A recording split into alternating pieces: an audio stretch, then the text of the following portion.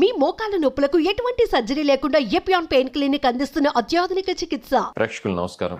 నేను doctor Ravishankar Irukulapati, senior endocrinologist, Apollo hospitals, Jubilee hills, Hyderabad. ఈ particular ఎపిసోడ్లో నేను చెప్పబోయేటువంటి అంశం ఏంటంటే, మనం హెల్తీ లైఫ్ స్టైల్ కోసం ఎట్లాంటి ఎక్సర్సైజ్ చేయాలి అనేటువంటి విషయం. ఎక్సర్సైజ్ అంటే ఏంటి? తెలుగులో వ్యాయామం అని చెప్పుకుంటూ ఉంటాం. వ్యాయామం అసలు ఎందుకు చేయాలి అని కనుక చూసినట్లయితే రకరకాలైనటువంటి రీజన్స్ చెప్పుకోవచ్చు. ముందుగా ఏంటంటే ఫిట్నెస్, మనం ఫిట్గా ఉన్నావా లేదా అనేటువంటి దానికోసం చేసుకోవాలి. ఇంకొకటి కార్డియో మెటబాలిక్ హెల్త్ కోసం చేయాలి. కార్డియో మెటబాలిక్ హెల్త్ అంటే ఏంటి? గుండెకి సంబంధించినటువంటి సమస్యలు, అది హార్ట్ అటాక్స్ కావచ్చు, హార్ట్ ఫెయిల్యూర్ కావచ్చు, బ్రెయిన్ స్ట్రోక్స్ కావచ్చు, ఇట్లాంటివి రాకుండా ఉండటం కోసం. మెటబాలిక్ హెల్త్ అంటే ఏంటి? డయాబెటీస్ కావచ్చు, హై యూరిక్ యాసిడ్ కావచ్చు, బ్లడ్ ప్రెషర్ కావచ్చు, కొలెస్ట్రాల్ కావచ్చు, ఇట్లాంటి సమస్యలు రాకుండా ఉండటం కోసం. కాబట్టి ఈ కార్డియో మెటబాలిక్ హెల్త్ కోసం అనేది మనం వ్యాయామం చేయాలి. అట్లానే పోస్చర్ కోసం, సరిగ్గా ఎలా కూర్చుంటున్నాం అనేటువంటి దానికోసం కూడా మనం వ్యాయామం చేయాల్సి ఉంటుంది. ఇంకా చెప్పాలంటే ఫ్లెక్సిబిలిటీ కోసం కూడా వ్యాయామం చేయాలి. సరిగ్గా మనం బెండ్ అవ్వగలుగుతున్నామా, మన పాదాలని మన చేతులతో టచ్ చేయగలుగుతున్నామా, ఇట్లాంటి వాటిని ఫ్లెక్సిబిలిటీ అని చెప్తూ ఉంటారు. దీనికోసం కూడా చేయాలి. ఇంకోటి, మనం పడిపోకుండా ఉండటం కోసం, వయసు పెరిగే కొద్దీ ఏంటంటే మజిల్ స్ట్రెంగ్త్ పోయి పడిపోతూ ఉంటాం. అట్లాంటి పరిస్థితి రాకుండా ఉండాలంటే కూడా చేయాలి. ఇంకా చెప్పుకుంటే బోన్ హెల్త్ కోసం కూడా వ్యాయామం చేయాలి. ఎందుకంటే వ్యాయామం చేసినట్లయితే కనుక బోన్స్ స్ట్రాంగ్గా ఉంటాయి. అలానే మన సెల్ఫ్ ఎస్టీమ్ కోసం కూడా చేయాలి. లావుగా ఉండి పెద్ద బొజ్జ చేసుకుని కనుక నడుస్తూ ఉంటే మనకే సెల్ఫ్ ఎస్టీమ్ తక్కువగా ఉంటుంది.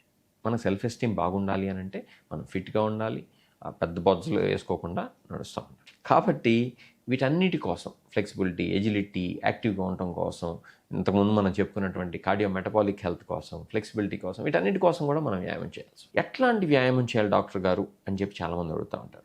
అసలు మనం వ్యాయామాన్ని కనుక తీసుకున్నట్లయితే ముఖ్యంగా 2-3 రకాలుగా చెప్పుకోవచ్చు. ఒకటి, ఈ యొక్క కార్డియో, దానికి ఏరోబిక్ ఎక్సర్సైజ్ అని చెప్పి కూడా చెప్తూ ఉంటారు. ఓకే, రన్నింగ్, జాగింగ్, అట్లానే క్రాస్ ట్రైనర్, అట్లానే థ్రెడ్మిల్, వీటన్నిటినీ మన కార్డియో అని చెప్పుకుంటున్నాం. స్విమ్మింగ్ కూడా. అది కాకుండా మన రెసిస్టెన్స్ ఎక్సర్సైజ్ అని ఉంటాయి. రెసిస్టెన్స్ ఎక్సర్సైజ్ అంటే ఏంటి?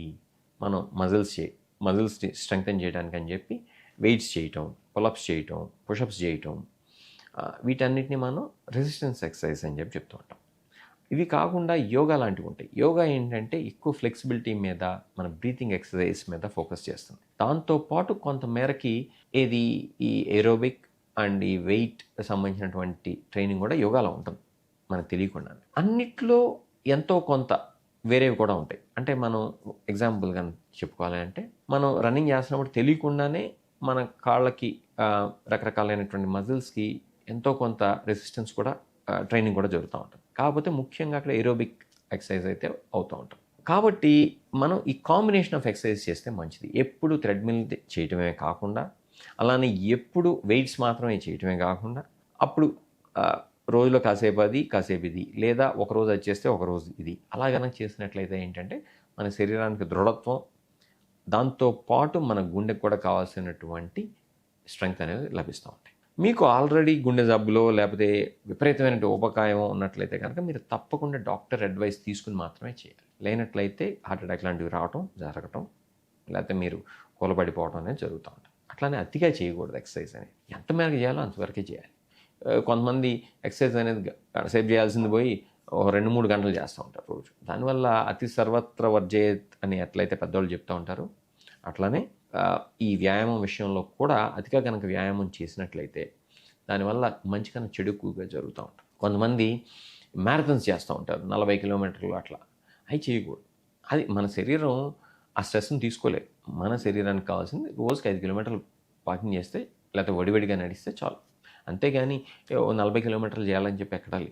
కాబట్టి ఇట్లాంటి చిన్నపాటి ప్రాథమికమైనటువంటి సూత్రాలు కనుక చేసినట్లయితే, రోజు ఒక అలవాటు ప్రకారం కనుక వ్యాయామం చేసినట్లయితే మన శరీరం అనేది చక్కగా ఉంటుంది. మన శరీరంలో ఉండేటువంటి రకరకాల వ్యవస్థలు ఏవైతే ఉన్నాయో, అది ఎండోక్రైన్ వ్యవస్థ కావచ్చు, మనం చురుగ్గా ఉండటం కావచ్చు, అంటే నర్వస్ సిస్టమ్ కావచ్చు, గుండెకి సంబంధించినటువంటి సిస్టమ్స్ అంటే కార్డియాక్ సిస్టమ్స్ ఏవైతే ఉన్నాయో, రెస్పిరేటరీ సిస్టమ్ ఏదైతే ఉందో, ఇవన్నీ కూడా చక్కగా పనిచేస్తాయి. అట్లా కాకుండా మనం కనుక వ్యాయామం అనేది సరిగ్గా చేయనట్లయితే ఇవన్నీ దెబ్బతినిపోతాయి. ఇంకొక ముఖ్యమైనటువంటి గమనిక ఏంటంటే, ఎప్పుడూ కూర్చునే ఉంటారు కొంతమంది ఆఫీసులో, డెస్క్టాప్ జాబ్స్ అని చెప్పి చెప్తూ ఉంటారు. అలాంటి అలవాట్లు చేసుకోకూడదు.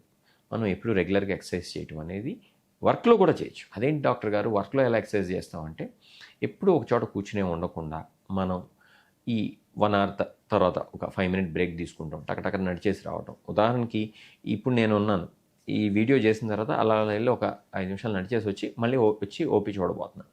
అలా కనుక చేసినట్లయితే మన శరీరానికి కావాల్సినటువంటి ఎక్సర్సైజ్ తెలియకుండానే కొంత లభిస్తూ ఉంటుంది. కాబట్టి చిన్నపాటి జాగ్రత్తలు కనుక మనం కనుక పాటించినట్లయితే, రెగ్యులర్గా వ్యాయామం చేసినట్లయితే, అది పొద్దున కావచ్చు, సాయంత్రం కావచ్చు, ఎప్పుడైనా సరే మన శరీరానికి కావాల్సినటువంటి ఫిజికల్ యాక్టివిటీ కనుక లభించినట్లయితే, కొంతమంది ఏంటంటే జిమ్ ఇష్టపడరు, కొంతమంది వాకింగ్ ఇష్టపడరు, కొంతమంది స్విమ్మింగ్ ఇష్టపడరు, కొంతమంది స్పోర్ట్స్ని ఇష్టపడుతూ ఉంటారు. ఫుట్బాల్ కావచ్చు, లేకపోతే టెన్నిస్ కావచ్చు, లేకపోతే షటిల్ కావచ్చు. మీకు ఏది ఇష్టమైతే అది చేయండి, ఏది చేయకుండా మాత్రం ఉండదు. ఇట్లా మనం కనుక ఆహారాన్ని, వ్యాయామాన్ని, నిద్రని జాగ్రత్తగా కనుక మన చేతుల్లో కనుక పెట్టుకుని సరిగ్గా కనుక ఉన్నట్లయితే తప్పకుండా ఈ జీవనశైలికి సంబంధించినటువంటి చాలా జబ్బులు రాకుండా ఉంటాయి. మనం ఈ యొక్క జీవితాన్ని కూడా ఆరోగ్యాన్ని కాపాడుకుంటూ సరైనటువంటి విధంగా మనం ఎంజాయ్ చేస్తూ లైఫ్ని లీడ్ చేయొచ్చు. Take care.